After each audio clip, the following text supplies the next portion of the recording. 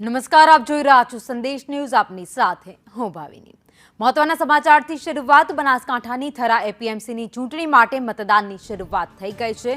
પૂર્વ ચેરમેન અણદા પટેલે પોતાની પેનલ મેદાને ઉતારી છે. તો બનાસકાંઠા થરા એપીએમસીની ચૂંટણીનું આજે મતદાન થઈ રહ્યું છે. પૂર્વ ચેરમેન અણદા પટેલે મેન્ડેટ ન મળતા તેમણે પોતાની પેનલ ઉતારી છે. અણદાભાઈ પટેલે ચૂંટણીમાં પોતાની પેનલ ઉતારતા રાજકીય માહોલ પણ ગરમાયો છે. ભાજપ વિરુદ્ધ બળવાખોરો વચ્ચે ચૂંટણી જંગ જામ્યો છે. થરા માર્કેટ યાર્ડમાં 15 વર્ષ બાદ ચૂંટણી યોજાઈ રહી છે.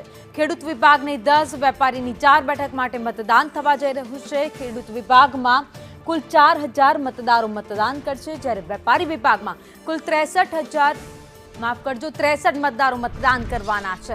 સવારે 9 વાગ્યાથી સાંજે 5 વાગ્યા સુધી મતદાન પ્રક્રિયા ચાલશે. 1 જુલાઈએ મતગણતરી હાથ ધરવામાં આવશે.